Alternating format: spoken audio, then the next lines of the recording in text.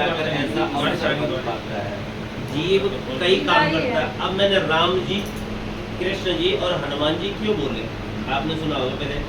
तो किसी ने बोला कि अब संसार में गुरु तो रहे नहीं, तो एक काम करते हैं, राम जी को अपना गुरु बना लेते हैं। इसको बना लेते हैं।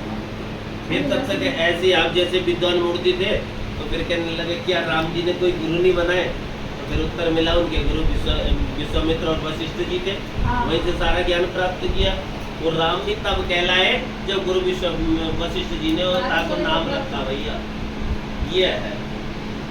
तो फिर कहा कि ये काम करते हैं, कन्हैया को पकड़ लेते हैं। तो कन्हैया कृष्ण वंदे जगत गुरु, सबका कल्याण करेंगे। तो फिर आप जैसे कोई विद्वान थे, वो कहने लगे गुरु जी क्या कन्हैया ने कोई गुरु नहीं बनाए। तो कहा कि कन्हैया को भी गुरु बनाना पड़ा। गर्गाचार्य उनके गुरु थे और ये बंद करते थे, गर्गाचार्य उनके गुरु थे और सांदीपनि ऋषि उनके गुरु थे। तो फिर वर्णन मिलता है आगे कि क्या करें क्या करें। कहा कोई नहीं मिलता, हनुमान जी को पकड़ लो भाई, इंसान तो रहे। अब एक काम करते हैं, हनुमान जी को पकड़ लेते हैं।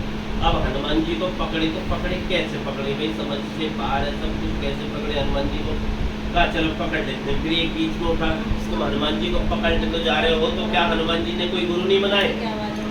तो एक आप जैसे फिर विद्वान निकले, कहा हनुमान जी के गुरु भगवान सूर्य नारायण थे, जहाँ से उन्होंने सारी विद्याएं सीखी भैया।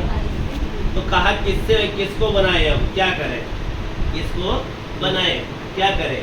तो कहा कि देह धारण किया। क्या धारण किया, देह। देह मैंने शरीर, यानी परमात्मा की जो सबसे अच्छी कृति है वो है मानव, मनुष्य। भगवान ने जो बनाया वो सबसे लास्ट और सबसे उत्तम चीज क्या बनाई है, मानव, मनुष्य।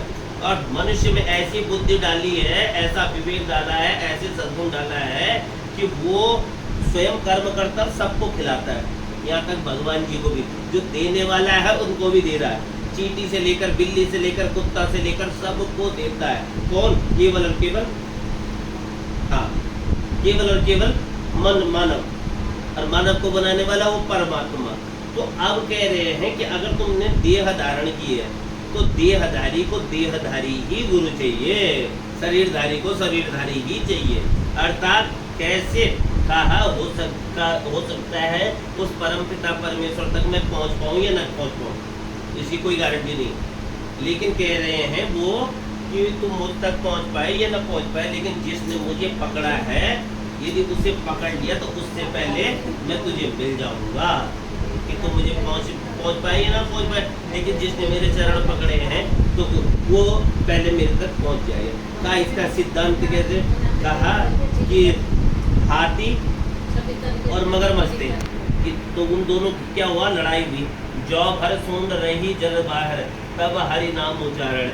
यानी जल में था ग्राह, ग्राह मैंने मगरमच्छ, और हाथी भी गया, हाथी का पैर पकड़ लिया। हाथी कहता छोड़ छोड़ छोड़, तो छोड़ता नहीं है। अंत में हाथी उस परम पिता परमेश्वर को पुकारता है। तो पुकारता है तो कन्हैया इतनी तेज चलते हैं, और रुक्मणी भोजन करा रही थी, और प्रभु कहाँ, तो कहा कि प्रथम ही गोली चलत है, पीछे होता आवाज, और हाथ सुनती थी रुक्मणी थी सुनते गजराज। मतलब हाई सुना कि प्रभु भोजन करा रही थी, तो जैसे गोली चल जाती है लेकिन आवाज बाद में होती है। प्रथम ही गोली चलत है और पीछे होता आवाज, और हाथ सुनती थी रुक्मणी और थी सुनते गजराज। रुक्मणी ने तो हाई सुना और थी में तो क्या पहुंच गए, सीधे गजराज के ही पास पहुंच गए, उसके प्राण उबार दिए। तो वहां पर प्रश्न आया कि गज के प्राण उबारे या ग्राह के।